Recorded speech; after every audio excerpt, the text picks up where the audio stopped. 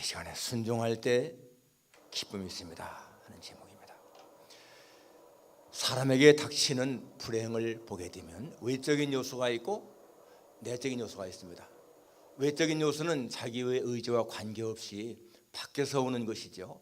천재지변이라든지 또는 어떤 사고라든지, 이번에 시리아 터키에 생긴 그 지진 같은 것 보십시오. 그냥 순식간에 지금 사망자가 한 12,000여 명이라고 하던데 부상자가 한 5만여 명. 여러분, 그냥 몇 초 사이에 생긴 일이에요. 피할 수도 없습니다. 밤에 생겼으니까.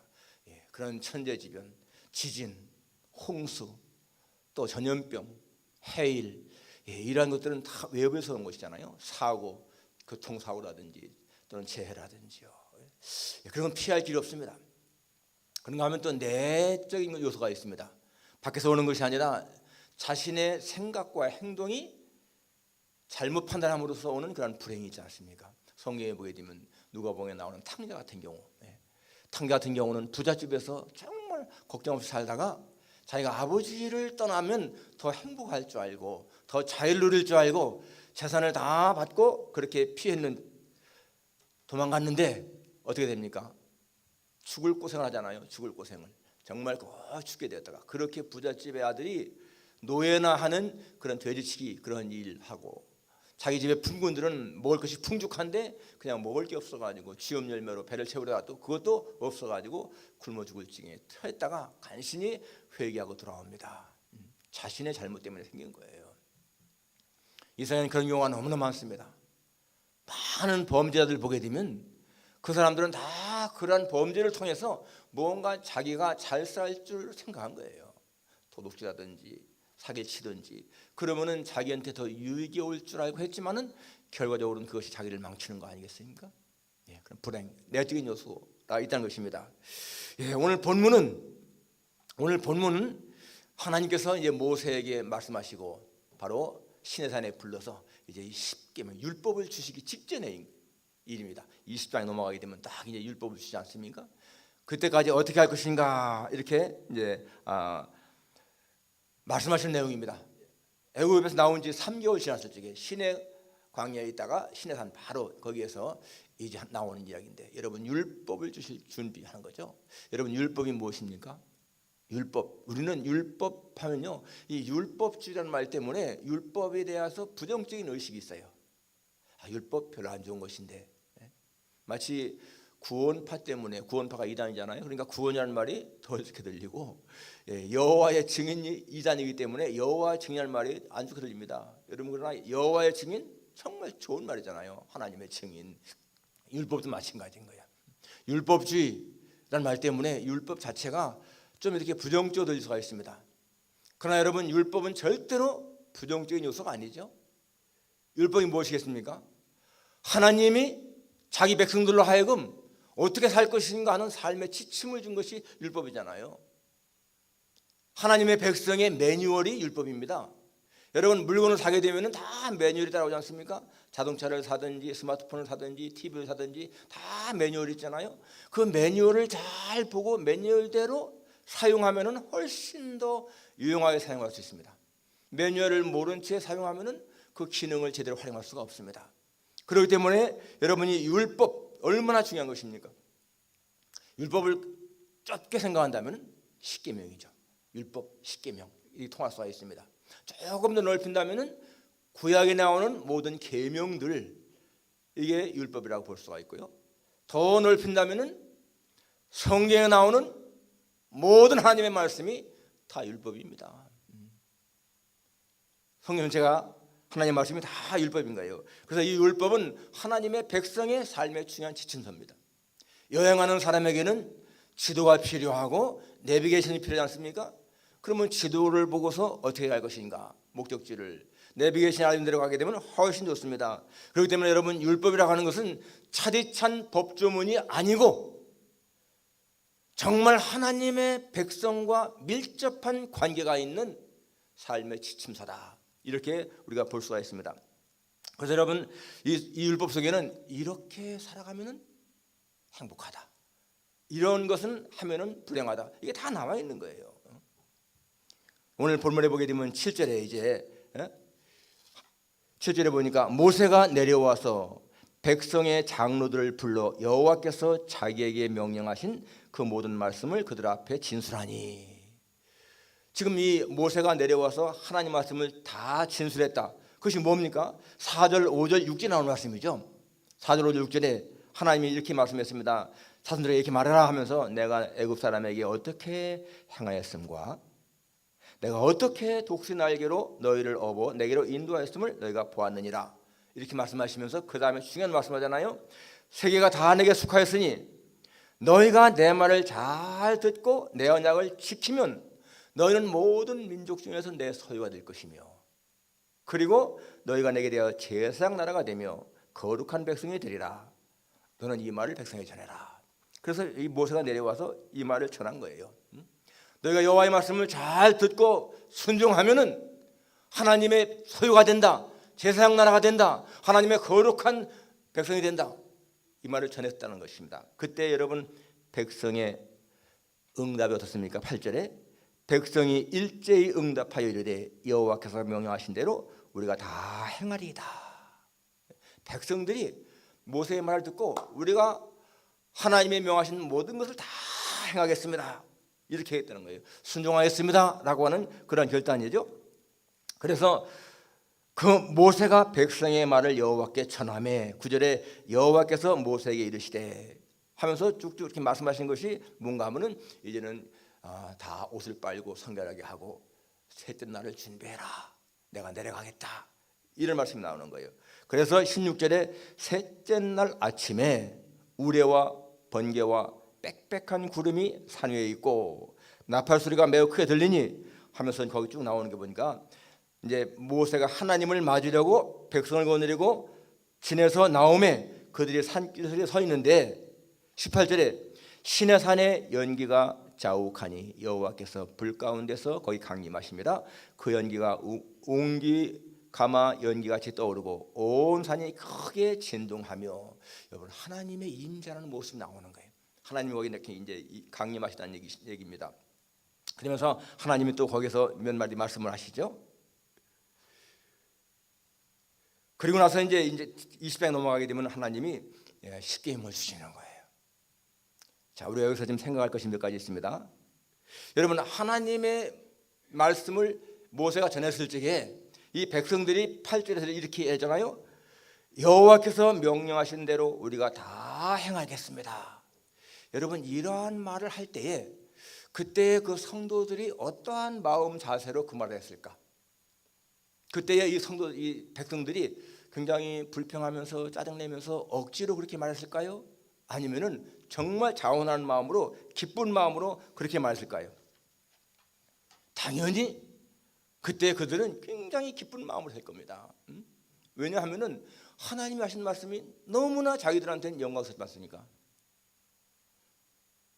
자신들은 너무나 미약한 민족인데 그 당시 애굽이나 다른 민족에 비한다면 가장 보잘것없는 그러한 민족인데 하나님이 그런 사람들 갖다가 모든 민족 중에서 내 소유 삼겠다. 내가 너희를 내 제사장 나라 삼겠다. 내 거룩한 백성 삼겠다 하니까 여러분 그때의 이스라엘 백성들이 마음이 어떻겠어요? 너무 좋지 않겠습니까? 그러니까 당연히 기쁜 마음으로 그렇게 하는 것이에요. 그러니까 절대 순종하겠다. 예. 하나님이 이렇게 여러분 율법을 주실 적에 그 사람들로 하여금 아주 정말 짐을 지우고 못 살게 하고 귀찮게 하려고 율법 주신 것이 절대 아니잖아요. 여러분 율법을 주실 때에 하나님은 그들로 하여금 정말 더 복을 받게 잘되게 하려고 주신 거 아니겠습니까? 여러분 이것을 통해서 우리가 알 수 있는 것이 하나님 말씀을 받을 때는 우리 마음속에 감사, 기쁨이 된다는 거예요.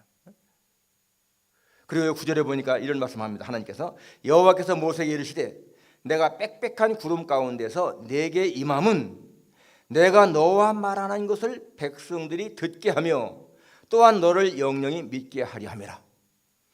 지금 하나님이 빽빽한 구름 가운데 내려오셔서 모세에게 이렇게 말씀하시는 것을 백성들이 듣게 하고요 영영히 모세를 믿게 하기 위함이다. 여기 듣게 하고 믿게 한다.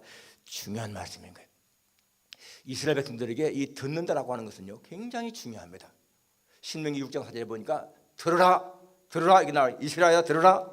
우리 하나님 여호와는 유일하신 하나님이라.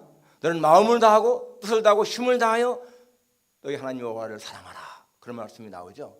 거기 들으라라고 하는 말이 쉐마라는 말입니다. 쉐마. 이스라엘 사람들한테는 이 쉐마 교육이 굉장히 중요하죠. 들으라. 이것은 하나님께서 하신 명령인 거예요. 내 말을 들으라, 내 말을 순종하라.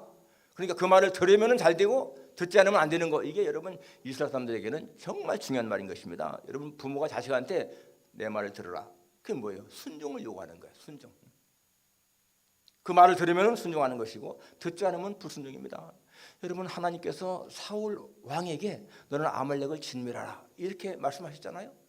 그런데 이 사울 왕이 아말렉을 진멸할 때에 정말 다 진멸하는데 자기 생각을 넣어가지고 아름답고 살지고 좋은 것은 죽이지 않고 그냥 하찮은 것만 죽였다고 했어요. 자기 딴에는 이 좋은 것을 어떻게 아깝게 죽일까? 이건 하나님께 바쳐야지 그랬다는 거예요. 그러나 실상은 그게 불순종인 거예요. 하나님 앞에.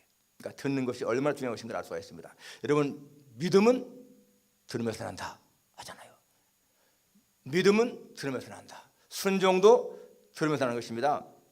여기 8절에 백성이 일제히 응답하여 여기 한 마음으로 일제히 응답하여 이르되 여호와께서 명령하신 대로 우리가 다 행하리이다. 여러분 이 말을 외칠 때에 여러분 거기가 60만 명 장정만 60만 명이 일제히 외쳤다고 했습니다. 얼마나 그 소리가 찌릉찌릉 울렸겠어요. 그리고 여러분 그것이요 하나님을 얼마나 기쁘게 했을까. 하나님이 말씀하시니까 내가 순종하겠습니다. 여러분 이때에 하나님이 굉장히 기뻐하신 것을 알 수가 있습니다. 그래서 하나님이 기쁘게 제3일을 기다려라. 셋째 날을 기다려라. 옷을 빨고 성결하게 하고 내가 강림하겠다. 이렇게 말씀했습니다. 그러니까 여러분 하나님이 말씀하실 적에 내가 순종하겠습니다. 이런 말 할 적에 하나님도 기뻐하시고 백성도 기뻐하는 거예요. 하나님이 말씀하실 적에 내가 순종하겠습니다. 이렇게 말만 해도 하나님이 기뻐하시고 자신도 기쁜 거예요. 그러니까 순종이 기쁨이 되는 거죠. 물론 뒤에 보게 되면 여러분 이스라엘 백성들은 가나안 땅에 들어간 후에 하나님 말씀을 어기게 되죠. 거기 와서 우상도 숭배하게 되고 이방인과 섞어 살고 그렇게 합니다. 그것 때문에 곤고한 그런 많은 어려움이 생깁니다. 오늘도 마찬가지입니다. 하나님의 말씀을 다 순종하겠다고 말하는데 나중에는 그 순종이 안 되는 거예요. 그런데 여러분 정말 율법을 지키는 것이 정말 어려운 일일까? 우리 한번 생각해 보십시다. 율법을 지키는 것이 정말 어려운 것일까? 예수님 말씀했습니다. 내가 율법이나 선지자를 폐하러 온 것이 아니요 완전케 하려 함이로다. 예수님이 이 땅에 오신 것은 율법을 없애는 것이 아니라 율법을 완전하게 하기 위해서 오셨다는 것입니다. 여러분 그러면 예수님이 율법을 얼마나 중시하는 것인가를 알 수가 있습니다. 그리고요 우리가 생각할 수 있는 것이 하나님이 정말로 사람들이 지키기 힘든 율법을 주셨을까요? 에덴 동산에서 하나님께서 선악과 먹지 말라 했을 적에 여러분 아담과 하와는요 그걸 지키지 못했습니다. 어겼어요. 실패했습니다. 그런 에덴 동산에서 이 아담과 하와가 그 선악과를 안 먹는 것이 정말 어려웠을까요? 선악과를 안 먹으면 살 수 없을 만큼 그렇게 힘들었을까요? 그렇지 않잖아요. 선악과를 안 먹어도 먹을 것은 얼마든지 있었고 선악과를 안 먹어도 그것 때문에 고통상관도 없었고 그런데 뱀의 말을 듣고 뱀의 유혹에 빠져서 먹고 만 것인 거예요. 여러분 율법도 마찬가지입니다. 율법도 그것을 지키는 것이 굉장히 힘든 것이 아니라는 거예요. 한번 여러분 예를 들어 보십시오. 여러분 율법 10계명 한번 생각해 보십시다. 10계명, 6계명, 7계명, 8계명, 9계명, 10계명 한번 5가지 생각해 보세요. 살인하지 말라, 간음하지 말라, 도둑질하지 말라, 거짓 증거하지 말라, 내 이웃 소유 탐내지 말라. 그러면 여러분 한번 질문해 볼게요. 정말 여러분 살인하는 것이 쉽습니까? 안 하는 게 쉽습니까? 살인하지 않는 게 훨씬 좋잖아요. 우리한테는 살인하라고 해보세요. 여러분 하겠습니까? 아무도 못할 거야. 살인하게 되면 10,000,000금을 준다 하더라도 여러분 내가 살인자를 모여서 감옥 가는데 누가 하겠어요? 살인하지 않는 것이 하는 것보다 훨씬 쉽습니다. 그러니까 그 계명을 지키는 것이 어기는 것보다 훨씬 쉬운 거예요. 간음도 마찬가지고 도둑도 마찬가지고 여러분 거짓 증거하는 것도 마찬가지고요. 이웃 소유 탐내는 것도 마찬가지고 여러분 보통 정상적인 사람들한테는 그 율법을 어기는 것이 훨씬 더 힘든 거 아니겠습니까? 지키는 게 자연스럽잖아요. 아니 뭐 일계명부터 생각해봐도 나 위에 다른 신을 두지 말라. 두는 게 더 힘든 거야. 안 두는 게 더 쉬운 거예요. 정상적인 보통 사람이라면은. 하나님의 이름 망령되이 일컫는 거 안 하는 게 더 쉽잖아요. 다른 신상 만드는 거 이건 만들 필요 느끼지 않지 않습니까? 안 느껴도 안 만들어도 얼마나 살잖아요. 안식일을 지키는 거 정상적인 사람한테는 신앙인 사람한테는요 안식일 지키는 게 훨씬 더 쉬운 거예요. 부모 공경 마찬가지입니다. 여러분 정상적인 사람이라면 부모 공경하는 게 부모를 갖다가 욕되게 하는 것보다 더 쉬운 거예요. 결국 여러분 십계명을 다 보세요. 지키는 게 안 지키는 것보다 더 쉽다. 알지 않습니까? 그러니까 여러분 그런데 왜 사람들은 하나님 말씀을 지키는 게 더 어렵다 생각을 할까요? 보통 사람들은 우리는 하나님 말씀대로 사는 게 힘듭니다. 이건 불가능해요. 그러지 않습니까? 여러분 그것은요 사실상 마귀가 사람들에게 주는 속임수인 거예요. 하나님 말씀은 지키는 게 힘들다. 여러분 그것은 절대로 옳은 말이 아닌 것입니다. 하나님 말씀을 지키는 것이 오히려 더 자연스러운 것이다 라고 볼 수가 있지 않습니까? 우리가 지금 본 것처럼. 그리고 사탄은 그러니까 내가 하나님 말씀을 어겨도 그게 당연한 거야. 이렇게 사람을 꼬이는 거예요.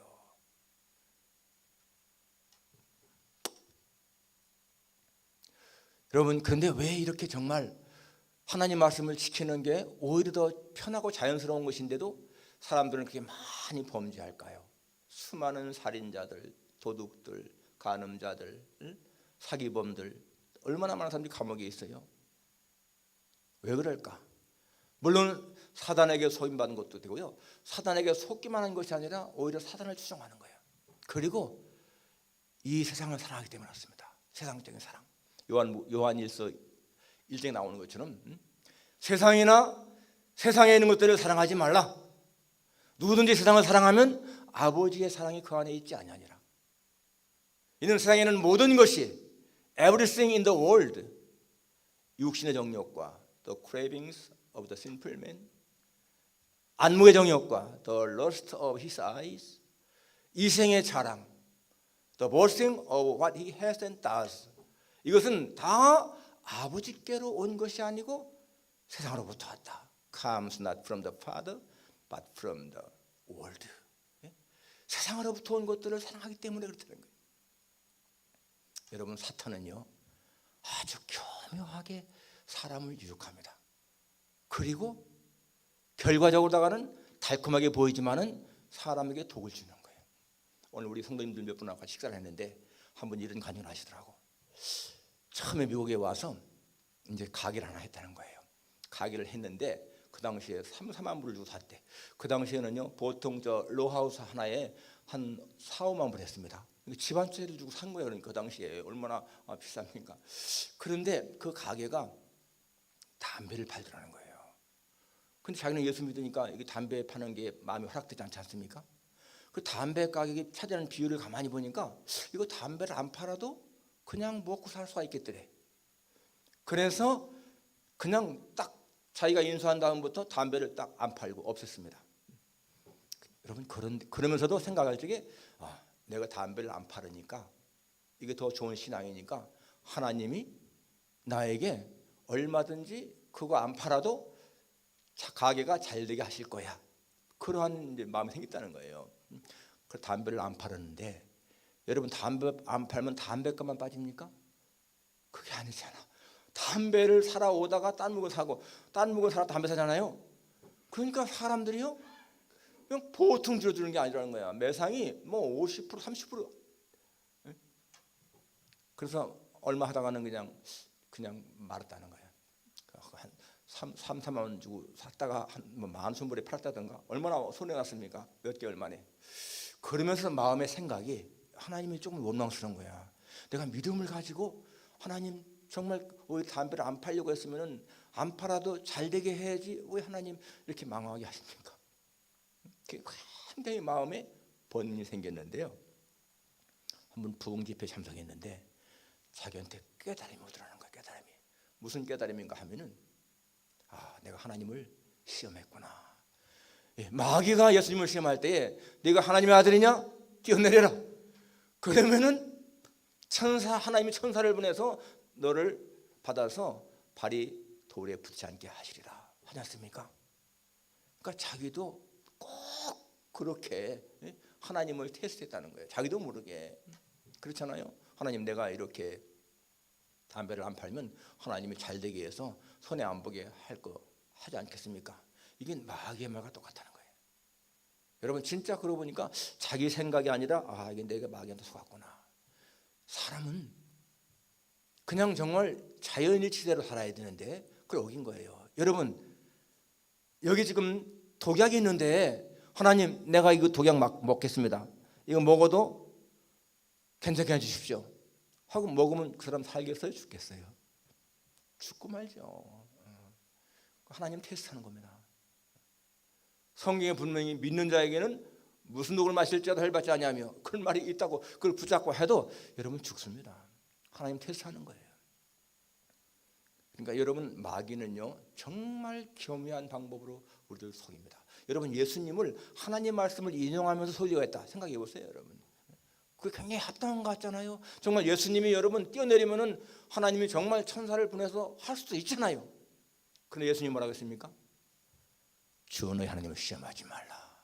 Do not put the Lord to the test. 여호와를 시험하지 말라. 그렇습니다.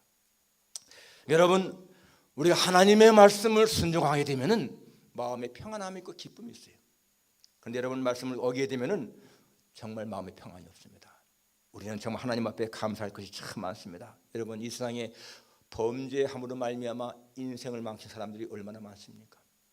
한 번밖에 살 수 없는 인생인데 여러분 범죄함으로 말미암아서 지금 감옥에 있는 사람들이 얼마나 많아요.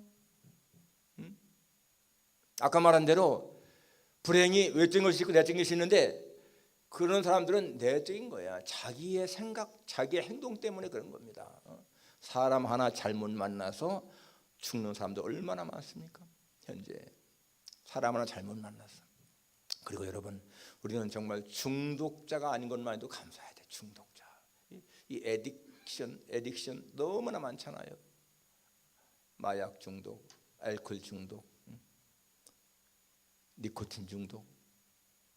그런 것뿐만이 아닙니다. 그런 물질뿐만이 아니라 쇼핑 중독도 있고요, 게임 중독도 있고, 인터넷 중독도 있고, 스마트폰 중독도 있고요. 그리고 일 중독자도 있습니다. 일 중독. 그런데 여러분 이러한 중독, 내가 정말 에딕션인가 아닌가를 알아볼 수 있는 것이 뭡니까? 내가 그걸 딱 끊었을 적에 나한테 금단 현상이 있는가 없는가 하는 거예요. 알코올 중독자를 갖다가 여러분 술을 끊게 해보세요. 처음에는 손발이 막 떨죠. 손발이 떨고 초조해하고 불안해하고 그거요 처음 그렇습니다. 조금 지나가면 막 이렇게 몸이 비틀어지고요. 그리고 심한 사람은 죽는다는 거예요. 금단 현상이죠. 저도 군대에 있을 적에 하나 보니까 그 알코올 중독자 보니까요 진짜 막 둥글더라고요. 비틀어지고 몸이 막 비틀어지고 술을 안 주니까 군대에서도 갖다 술을 먹였습니다. 그런 금단 현상 때문에. 그런 중독자 안 된 것만도 너무나 감사하죠. 사람들은 무엇인가 흔들 수 있는 깃발을 원하고요, 마음껏 부를 수 있는 노래를 원하고, 자기의 목숨을 걸 수 있는 신조를 붙잡기 원합니다. 근데 여러분 정말 우리에게는요 예수님이 흔들 수 있는 깃발이고 부를 수 있는 노래고 목숨을 걸 수 있는 신조 아니겠습니까? 정말 예수님을 그렇게 붙잡은 사람은 복이 있는 거예요. 예수님을 붙잡음을 말미암아서 내가 흔들 수 있는 깃발이 있고 부를 수 있는 노래가 있고 목숨 걸 수 있는 신조가 있다. 여러분, 그런 사람은 행복한 겁니다. 그런 사람은 삶의 기쁨을 누리는 거예요. 사탄은 끊임없이 우리를 유혹합니다. 하나님께서 못 지게, 그리고 하나님의 계명을 어떻게 하든지 안 지키게 하려고 애를 씁니다. 그러나 여러분, 하나님의 계명을 지키는 것이요 얼마나 좋은 것인가. 요한복음 15장 10절 11절에 보게 되면 이런 말씀이 있습니다. 내가 아버지의 계명을 지켜 그의 사랑 안에 거하는 것 같이 너희도 내 계명을 지키면 내 사랑 안에 거하리라. 이 말씀을 하시면서 그 다음에 하신 말씀이 뭔가 하면요, 내가 이것을 너에게 이름은 내 기쁨이 너희 안에 있어 너의 기쁨을 충만하게 하려 함이라. 여기 중요한 말씀이죠. 내가 아버지의 계명을 지켜 그의 사랑 안에 거하는 것 같이 너희도 내 계명을 지키면 내 사랑 안에 거한다. 내가 왜 이 말 하느냐? 내 기쁨이 너희 안에 있어 너의 기쁨을 충만하게 하려 함이라. 이것은 예수님이 하나님의 계명을 지킴으로 말미암아서 그 마음속에 기쁨이 충만한 것처럼 예수님의 계명을 지키는 자는 그 마음에 기쁨이 있다는 거예요. 하나님의 말씀을 순종할 때 기쁨이 있습니다. 기억하십시오, 여러분. 하나님의 말씀을 불순종한 자에게는 절대 기쁨이 없습니다. 사람이 죄를 지켜야 되면은 불안하게 되는 거예요. 불안하게. 죄를 지지 않았는데도 죄인 취급받게 돼도 불안함이 있습니다. 그런데 여러분, 죄를 지켜야 되면은요, 어떠한 사람도 불안, 두려움 떨쳐버릴 수가 없습니다. 최근에 신문에 오르내리는 그 많은 사람들, 해외에 있다가 체포되어 온 사람들, 얼마나 여러분 그 사람들의 마음이 불안하겠어요. 어떤 사람은 그랬잖아요. 내가 누굴 만나서 그 사람 때문에 내 인생을 망쳤다. 그렇습니다. 사람 잘못 만나서 인생을 망친 사람들이 많습니다. 하나님의 말씀대로 살아가면은 정말 평안하고 행복한 것인데 하나님 말씀을 등 뒤로 하고 떨어 살기 때문에 그러한 고난이 있는 거예요. 기억하십시오, 여러분. 말씀을 순종하는 것이 기쁨이 있고요, 정상적인 사람들에게는 하나님의 말씀을 순종하는 것이 하나님 말씀을 불순종하는 것보다 훨씬 쉽고 그것이 진정 삶의 기쁨입니다. 우리 정말 기억하고 하나님 말씀을 순종할 때 기쁜 마음으로 순종하며 살아가는 여러분과 제가 되기를 주님의 이름으로 축원합니다. 기도하겠습니다.